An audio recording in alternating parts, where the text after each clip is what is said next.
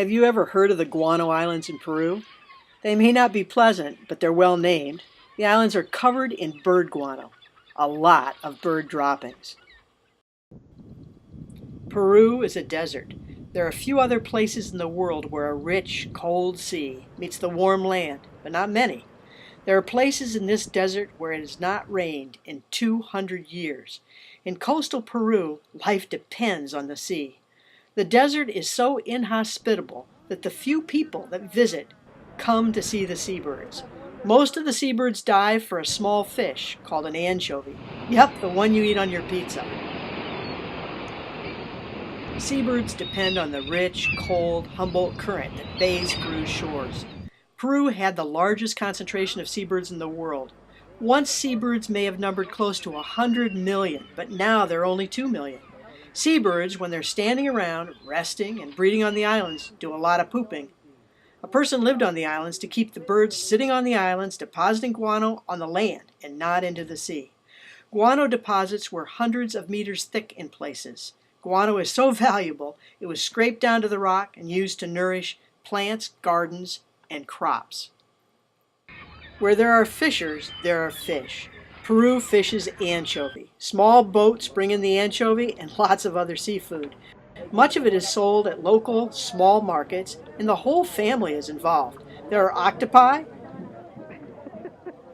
and there are octopus, crabs, and tunicates that need to be bagged for sale. All the family helps to get the seafood ready for sale and enjoys being at the market. These crabs would rather be in the water than sitting out to be sold. Scallops show off their bright orange gonads and protest being out of the water. Snails are smashed to take them out of their shells so that people can eat them. Many of the fish are small and the perfect size for seabirds and hungry humans. These are little markets, but there's a huge world market for Peru's anchovy and other fish. Fish are kept alive and fresh until they are sold or frozen. Frozen seafood is trucked to Lima and exported around the world. Most of the anchovy ends up not frozen, but rendered into fish meal and not used for people. This one plant grinds up 1 million of the 4 million metric tons of anchovy harvested each year. Steam spews into the air, and white coats make sure the product is clean and is of high quality. The scale of the operation exploded my mind. What are we doing to our world? The anchovies come in on a nearly endless conveyor belt. Trays of dead fish, fish everywhere, and they just keep coming. Once the anchovy harvest was 12 to 18 million metric tons a year, so no wonder the seabird populations and the anchovy populations crashed after the 1972 El Nino. The seabirds have yet to recover. Recently, the government limited the anchovy harvest to 4 million metric tons a year and made the Guano Islands Peru's first marine national park.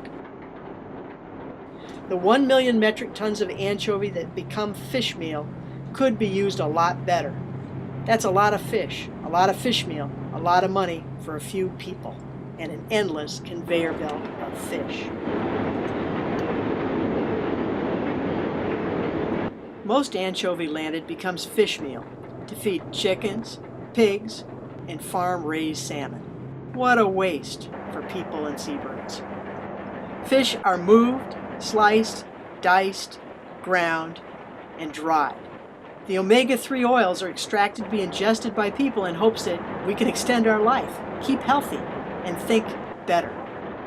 The product is remarkably clean. Anchovy has little bycatch, but using it to make fish meal is a loss for the environment, for seabirds, and for people. There's beauty in the dock in the fish meal plant where the fish are unloaded. The beauty disguises the damages humans are doing to the seabirds, the fish, and the environment. Sometimes there are holes in the pipe that slurry the fish from the platforms where the boats unload them to the plant. The slurry of water and dead fish bubble into the ocean instead of into the plant. White fish fat floats on the surface. One of the costs of an imperfect system and imperfect human beings is often a polluted environment. We can each make a positive contribution to sustainable seafood. Eat canned anchovy. Don't eat farmed-raised salmon. Be mindful of what you eat and what the chicken ate that you eat. Be knowledgeable. Read Conservation Magazine and join the partnership. Become part of the environmental solution, not the problem.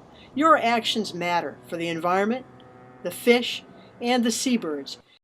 Reduce your ecological footprint and read Conservation Magazine. Subscribe at www.conservationmagazine.org.